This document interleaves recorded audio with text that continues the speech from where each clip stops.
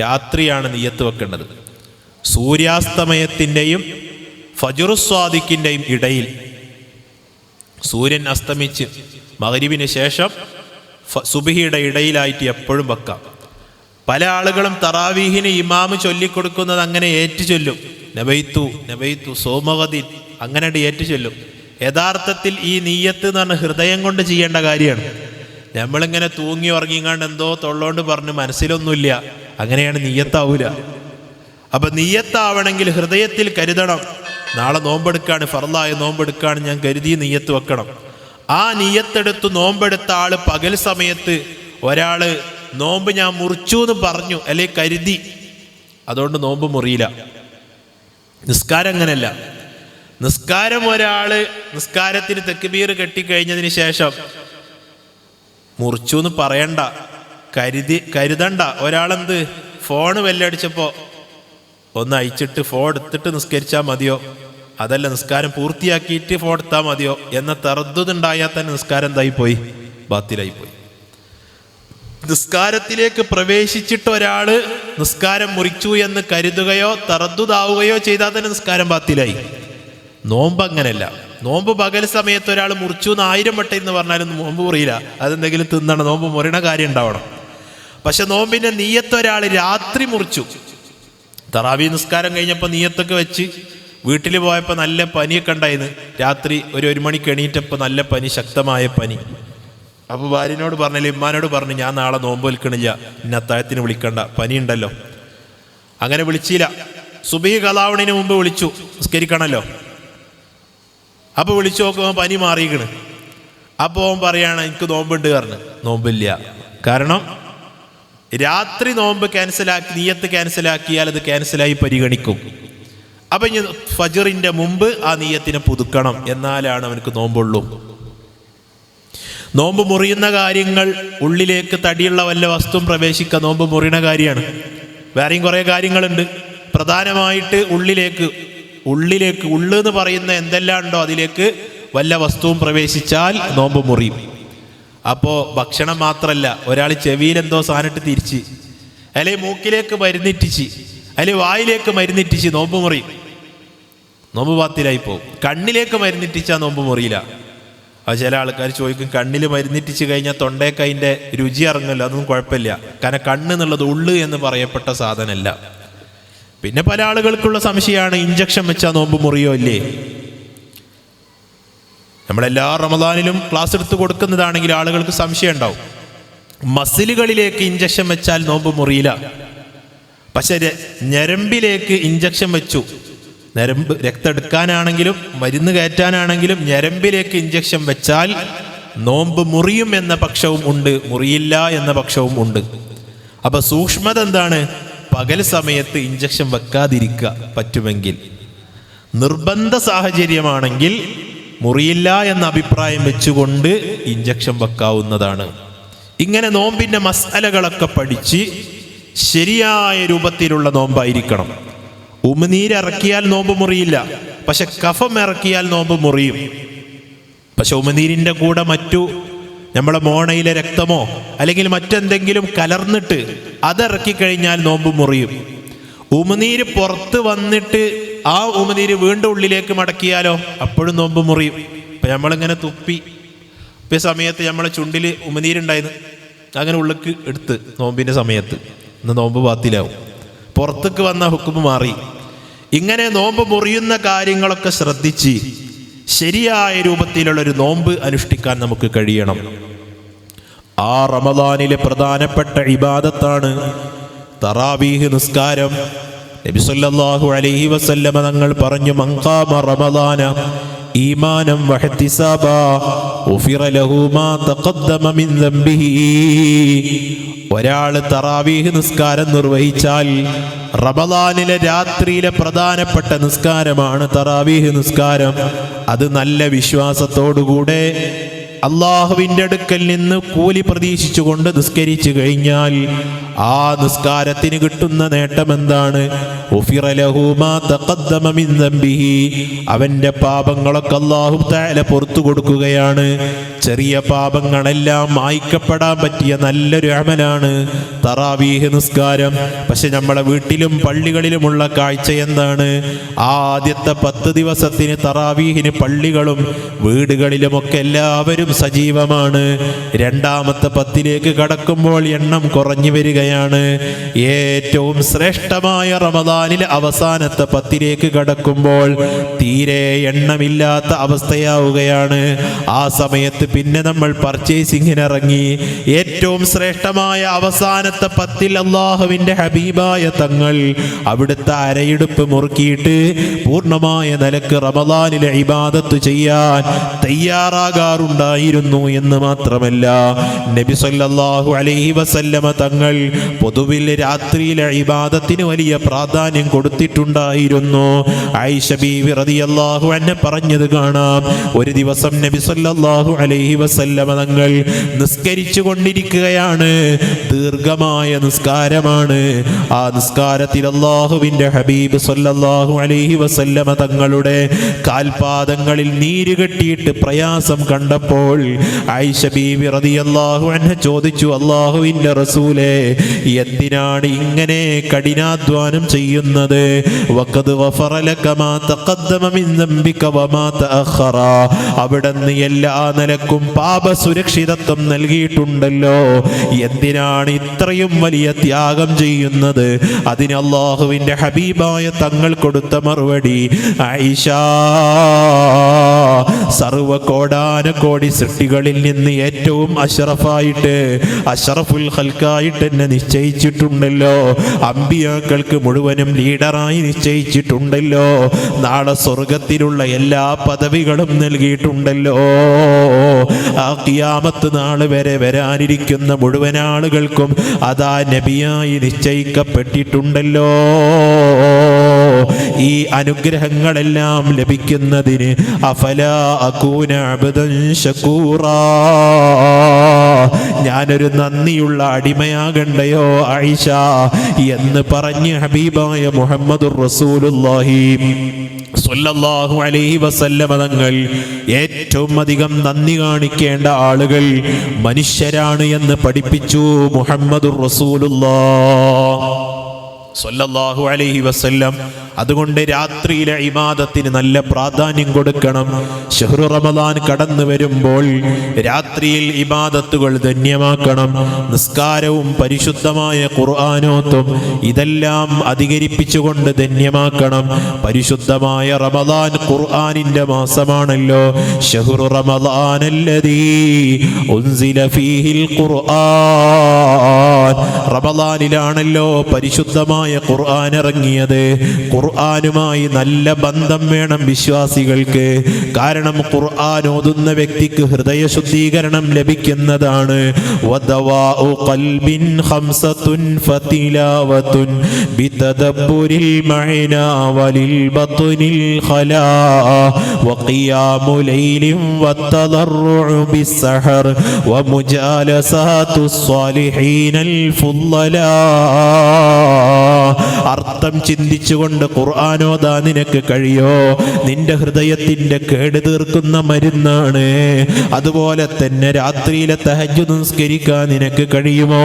അത് നിന്റെ രോഗത്തിനുള്ള ശിഫയാണ്. അത്താഴ സമയത്ത് കരഞ്ഞു ദുആ ചെയ്യാൻ കഴിയുമോ? അത് നിന്റെ ഹൃദയം ശുദ്ധീകരിക്കാനുള്ള മരുന്നാണ്.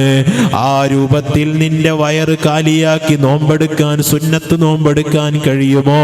അത് നിന്റെ ഹൃദയത്തിന്റെ കേടുകൾ എറൈസ് ചെയ്യുന്ന മരുന്നാണ്. അങ്ങനെ ഹൃദയത്തിന്റെ ശുദ്ധീകരണത്തിനുള്ള മരുന്നിൽപ്പെട്ടതാണ് പരിശുദ്ധമായ ഖുർആൻ. ആ ഖുർആന് നന്നായി പാരായണം ചെയ്യണം. ശഹ്റു റമദാൻ കടന്നു വരുമ്പോൾ ഖുർആനുമായി കൂടുതൽ ബന്ധം വേണം.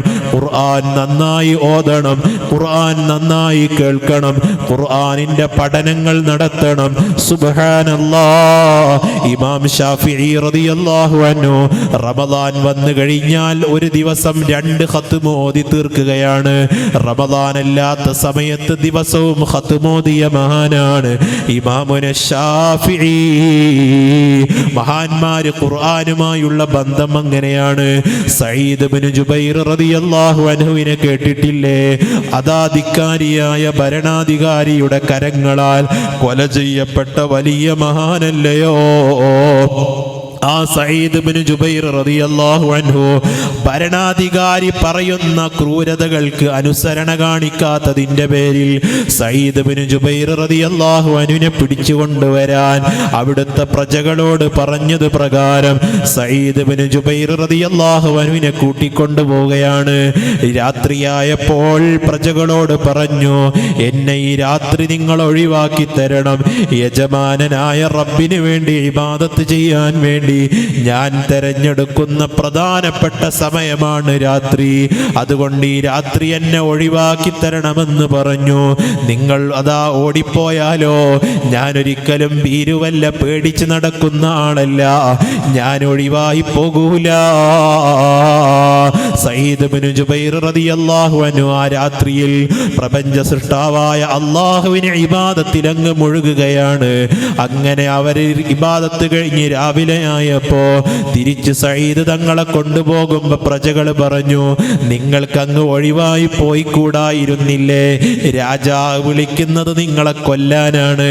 സഈദ് ഇബ്നു ജുബൈർ റളിയല്ലാഹു അൻഹു അതിലൊന്നും പതറിയില്ല. രാജാവിന്റെ മുമ്പിലെത്തിയപ്പോൾ സഈദ് ഇബ്നു ജുബൈർ റളിയല്ലാഹു അൻഹുവിനോട് ഒന്നാമത്തെ ചോദ്യം, നിങ്ങൾക്ക് മുഹമ്മദിനെ അറിയുമോ? സല്ലല്ലാഹു അലൈഹി വസല്ലം മുഹമ്മദുർ റസൂലുള്ളാഹി തങ്ങളെ അറിയാം. അഫ്ദലു ഖൽഖില്ലാഹ് വ അജല്ലു ഖൽഖില്ലാഹ്. അല്ലാഹുവിൻ്റെ സൃഷ്ടിചരാചരങ്ങളിൽ നിന്ന് ഏറ്റവും ഉന്നതിയിലുള്ള ആളാണ്, ഏറ്റവും വലിയ മഹത്വമുള്ള ആളാണ്. അബൂബക്കറിന് സിദ്ദീഖിനെ അറിയുമോ? സിദ്ദീഖ് തങ്ങളെ അറിയാം. ഖലീഫത്തു റസൂലില്ലാഹ് വ ആശിഖു റസൂലില്ലാഹ്. അല്ലാഹുവിൻ്റെ ഹബീബിൻ്റെ ഖലീഫയാണ്, അല്ലാഹുവിൻ്റെ ഹബീബിൻ്റെ ആശിഖാണ്. ഉമർ തങ്ങളെ അറിയുമോ? ഉസ്മാൻ തങ്ങളെ അറിയുമോ? അങ്ങനെ ഓരോ ആളുകളെ കുറിച്ചും ചോദിക്കുമ്പോൾ കൃത്യമായ മറുപടി പറഞ്ഞു കൊടുത്തപ്പോ അടുത്ത ചോദ്യമാണ് അബ്ദുൽ മലിക്കുൽ മർവാൻ എന്ന എന്നെ പറ്റി നിങ്ങൾക്കറിയുമോ? സഈദ് ഇബ്നു ജുബൈർ റളിയല്ലാഹു അൻഹു ഒരൽപ്പം പോലും പേടിക്കാതെ ആ രാജാവിന്റെ മുമ്പിൽ പറയാണ്, ഫാത്തിഖു ഹുറുമാത്തില്ലാഹ് വ ഖാതിലു ഔലിയാഇല്ലാഹ്. നീ അല്ലാഹുവിൻ്റെ ഔലിയാക്കളെ കൊല്ലുന്നവനാണ്, അല്ലാഹുവിൻ്റെ ചിഹ്നങ്ങളെ നിസാരപ്പെടുത്തുന്ന ആളാണ്. നിന്നെ എനിക്കറിയാം. ദേഷ്യം വന്നുകൊണ്ട് സഈദ് ഇബ്നു ജുബൈർ റളിയല്ലാഹു അൻഹുവിനെ ചങ്ങലയിൽ ബന്ധിച്ചുകൊണ്ട് കൊലപ്പെടുത്താൻ വേണ്ടി കിടത്തിയപ്പോ, ഖിബിലക്ക് വേണ്ടി തിരിച്ചു കിടത്തിയപ്പോ സഈദ് ഇബ്നു ജുബൈർ റളിയല്ലാഹു അൻഹു പറയാണ്, ഫലലുവല്ലിയന്നക ഖിബലതൻ തർളാഹാ. ഖിബിലക്കാണല്ലോ എന്നെ തിരിച്ചു കിടത്തിയത്.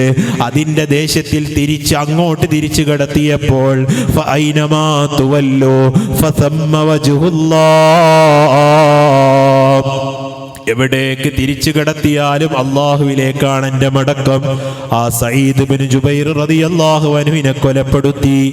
ആ മഹാനവർകൾ റമളാനായി കഴിഞ്ഞാൽ 2 രാത്രി കൊണ്ട് ഒരു ഖത്മോദി തീർക്കുന്ന മഹാനാണ്. അങ്ങനെ ഓരോ മഹാന്മാരും പരിശുദ്ധമായ റമളാന് കടന്നു വന്നാൽ ഖുർആനുമായി നല്ല ബന്ധമുള്ളവരാണ്, രാത്രിയിൽ നല്ലോണം ഇബാദത്ത് എടുക്കുന്നവരാണ്. എൻ്റെ ശബ്ദം ശ്രവിക്കുന്ന സഹോദരന്മാരെ, സഹോദരിമാരെ, ഈ റമളാൻ നമ്മൾ നന്നായി വിനിയോഗിക്കണം. രാത്രിയും പകലും പ്രത്യേകമായി രാത്രി സമയങ്ങളിൽ കൂടുതലായി ഇബാദത്ത് എടുക്കാൻ വേണ്ടി ശ്രദ്ധിക്കണം. നബി സല്ലല്ലാഹു അലൈഹി വസല്ലം തങ്ങൾ പറയാണ്, റമളാനിലെ ഏറ്റവും പ്രധാനപ്പെട്ട 2 അമലുകൾ പകൽ സമയത്തെ നോമ്പും രാത്രി സമയത്തിലുള്ള തറാവീഹ് നിസ്കാരമാണ്. എന്നിട്ട് മുത്തുനബി റമളാനിന്റെ ഒരു മഹത്വം വിളിച്ചോതുകയാണ്, വമൻ തഖറബ ബിഹി ബിഖസ്ലത്തിൻ കാന കമൻ അദ്ദാ ഫരീളതൻ ഫീമാ സിവാ. ആ റമളാനിൽ ഒരാൾ ഒരു സുന്നത്തായ കാര്യം ചെയ്താൽ, സുന്നത്ത് എന്ന് പറയുമ്പോൾ ഒരാളോട് അസ്സലാമു അലൈക്കും സലാം പറഞ്ഞു, ഒരാളെ കണ്ടപ്പോൾ ഒന്ന് പുഞ്ചിരിച്ചു, അത്തഹിയ്യാത്തില്ലാത്ത അടുത്ത റക്അത്തിലേക്ക് എണീറ്റ് വരുമ്പോൾ ഒരു ഇസ്തിറാഹത്തിന്റെ ഇരുത്തം, അങ്ങനെ തുടങ്ങിയിട്ട് ഒരുപാട് സുന്നത്തുകളുണ്ട്. ആ സുന്നത്തുകൾ ഒരാൾ റമളാൻ മാസത്തിൽ ചെയ്താൽ റമളാൻ അല്ലാത്ത മാസങ്ങളിൽ ഒരു ഫർള് ചെയ്ത കൂലിയാണെന്ന് മുഹമ്മദ് റസൂലുള്ളാഹി. അതുകൊണ്ടാണ് പുണ്യങ്ങളുടെ പൂക്കാലം എന്ന് പറയാനുള്ള കാരണം. പുണ്യങ്ങളുടെ ഒരുപാട് പുണ്യങ്ങൾ വാരിക്കൂട്ടാൻ പറ്റിയ മാസമാണ് റമളാൻ. അതുകൊണ്ട് പ്രിയപ്പെട്ട മുഅ്മിനീങ്ങളെ, ഈ റമളാൻ മാസത്തിൽ ഓരോ സുന്നത്തുകളും വിടാതെ കഴിവിൻ്റെ പരമാവധി ഉപയോഗപ്പെടുത്തണം. നബി തങ്ങൾ പറയാണ്, ഒമൻ അദ്ദാ ഫരീദത്തൻ ഫീഹി കാന കമൻ അദ്ദാ 70 ഫരീദത്തൻ ഫീമാ സിവാഹ്. ഒരു ഫർള് ചെയ്താൽ റമളാൻ അല്ലാത്ത മാസങ്ങളിൽ 70 ഫർള് ചെയ്ത കൂലിയാണ്. അപ്പോൾ ഒരു ളുഹർ നിസ്കരിച്ചാൽ 70 ളുഹർ നിസ്കരിച്ച കൂലിയാണ്. അപ്പം ഞാനും മനസ്സിലാക്കണ്ട 70 ളുഹർ ഖളാ കൂടുന്ന ആരും മനസ്സിലാക്കണ്ട.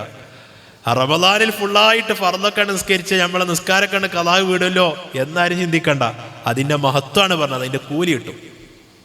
അത്രയും വലിയ പവറുള്ള മാസം. ആ മാസത്തിൽ പ്രിയപ്പെട്ട മുഅ്മിനീങ്ങളെ, നബി സല്ലല്ലാഹു അലൈഹി വസല്ലമ തങ്ങൾ പറയാണ്, വഹുവ ശഹ്റുസ് സ്വബ്ർ വസ്സബ്റു സവാബുഹു അൽ ജന്ന. നന്നായിട്ട് ക്ഷമിക്കേണ്ട മാസമാണ്, ക്ഷമയുടെ പ്രതിഫലം സ്വർഗമാണ്. വശഹ്റുൽ മുവാസാത്ത്, പരസ്പരം സഹായിക്കേണ്ട മാസമാണ്, പരസ്പരം ആളുകൾക്കിടയിൽ സഹായങ്ങൾ നൽകേണ്ട മാസമാണ്. ഒരാളും റമളാന് കടന്നു വന്നാൽ ചില സ്ഥലങ്ങളിൽ ചെയ്യുന്നത് പോലെ നമ്മുടെ ഗേറ്റുകൾ ക്ലോസ് ചെയ്യരുത്.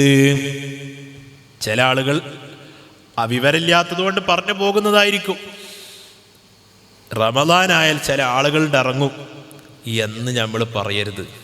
നമുക്ക് കൊടുക്കാൻ കഴിയില്ലെങ്കിൽ നല്ല വാക്ക് പറയാം. ഖൗലും മഅറൂഫുൻ ഖൈറും മിൻ സദഖത്തിൻ യത്ബഉഹാ അദാ. പരിശുദ്ധ ഖുർആൻ പറഞ്ഞതാണ്, കൊടുത്തിട്ട് ആളുകളെ ഇടങ്ങറാക്കുന്നതിനേക്കാൾ നല്ലത് നല്ല വാക്ക് പറയുന്നതാണെന്ന് പരിശുദ്ധ ഖുർആൻ. അതുകൊണ്ട് പരസ്പരം സഹായിക്കണം, സ്വാന്തന പ്രവർത്തനങ്ങൾ ചെയ്യണം, പരസ്പരം കഴിയുന്ന രൂപത്തിലെല്ലാം സഹായിക്കണം. പള്ളികളിൽ വരുന്ന മുത്തഅല്ലിമീങ്ങൾ അവർ വഅദ് പഠിക്കാൻ വരികയാണ്, അവർ വരുന്ന സമയത്ത് നമ്മളൊന്ന് ഇരുന്ന് കൊടുക്കണം. അവർ ചെറിയ ഇൽമായിരിക്കും പറയുന്നുണ്ടാവുക, പക്ഷെ അതൊന്ന് കേൾക്കാൻ വേണ്ടി നമ്മൾ ക്ഷമ കാണിക്കണം. എന്താണോ കയ്യിലുള്ളത് ചെറിയ സ്വതക്ക നമ്മൾ റമളാൻ തീരുമ്പോഴേക്കും എത്ര സ്വതക്ക കൊടുക്കാനുള്ള അവസരം വരികയാണ്. ആ അവസരങ്ങളിലെല്ലാം ഒരു മടിയും കൂടാതെ സ്വതക്ക ചെയ്യണം. നബി സല്ലല്ലാഹു അലൈഹി വസല്ലം തങ്ങൾ തുടരുകയാണ്, വമൻ ഫത്തറ ഫീഹി സ്വായിമൻ കാന മഗ്ഫിറതൻ ലിദുനൂബിഹി വഇത്ഖ റഖബതിഹി മിനൻ നാർ. ആ റമളാനിൽ ചെയ്യാൻ പറ്റിയ മറ്റൊരു സൽക്കർമ്മമാണ് നോമ്പ് തുറപ്പിക്കുക എന്നത്. പക്ഷേ കൂട്ടത്തിലൊരു കാര്യം പറയട്ടെ, നോമ്പ് തുറപ്പിക്കുന്ന ചില പരിപാടികൾ ധൂർത്തുപോലെയാകാറുണ്ട്. അങ്ങനെ ധൂർത്തായിട്ട് നമ്മൾ ഇഫ്താർ സംഗമങ്ങൾ സംഘടിപ്പിക്കരുത്. തറാവീഹ് വന്ന ആളുകൾക്ക് തറാവീഹ് മുടങ്ങുന്ന രൂപത്തിലുള്ള ഇഫ്താർ സംഗമങ്ങൾ ചെയ്യരുത്. ആളുകൾക്ക് തറാവീഹ് നഷ്ടപ്പെടാത്ത രൂപത്തിൽ, ധൂർത്തില്ലാത്ത രൂപത്തിലുള്ള ഇഫ്താർ സംഗമങ്ങൾ ആകാം. ചുറ്റുപാടുകളെക്കുറിച്ച് ബോധമുണ്ടാകണം. എത്രയോ പട്ടിണിപ്പാവങ്ങൾ കഴിയുന്നുണ്ട്, അഭയാർത്ഥി ക്യാമ്പുകളിൽ കഴിയുന്നവരുണ്ട്. സുബ്ഹാനല്ലാഹ്, മറ്റു രാജ്യങ്ങളിലേക്ക് പോകേണ്ടതില്ല. നമ്മുടെ ഇന്ത്യ രാജ്യത്ത് തന്നെ എത്ര ആളുകളാണ് പട്ടിണിയിൽ കഴിയുന്നത്? വേൾഡ് തലത്തിലുള്ള കണക്കനുസരിച്ച് 783 മില്യൺ ആളുകൾ പട്ടിണിയിൽ കഴിയുകയാണ്. ആ സ്ഥാനത്ത് 1 ബില്യൺ ഒരു ദിവസം ഭക്ഷണം വേസ്റ്റായിക്കൊണ്ടിരിക്കുകയാണ്. അങ്ങനെ ഭക്ഷണം വേസ്റ്റാക്കുന്ന ഇഫ്താർ പരിപാടികൾ നടത്തരുത്. അങ്ങനെ ഒരാളെ നോമ്പ് തുറപ്പിച്ചു കഴിഞ്ഞാൽ കിട്ടുന്ന മഹത്വം എന്താണ്? ആ നോമ്പ് നോറ്റ ആളുടെ അതേ പ്രതിഫലം നമുക്ക് കിട്ടുകയാണ്, അയാൾക്കൊന്നും കുറയണില്ല. അപ്പൊ സ്വഹാബികൾ ചോദിച്ചു, അള്ളാഹുവിൻ്റെ റസൂലെ, അങ്ങനെ നോമ്പ് തുറപ്പിക്കാനൊന്നും എല്ലാവർക്കും കഴിയില്ലല്ലോ, ഞങ്ങൾക്കും വേണ്ട കൂലി. മുത്തുനബി പറഞ്ഞു, കാരക്ക കൊടുത്തുകൊണ്ട് നോമ്പ് ഉറപ്പിക്കാൻ കഴിയും, അത് ചെയ്യാം. അത് കഴിയില്ലേ, ഒരു മുറുക്ക് വെള്ളം. അപ്പൊ നോമ്പ് തുറപ്പിക്കുക എന്നത് വലിയ മഹത്വമുള്ള ഒരു പരിപാടിയാണ്. റമദാനിൽ വലിയ പ്രതിഫലങ്ങൾ വാരിക്കൂട്ടാൻ പറ്റിയ അമലാണ്.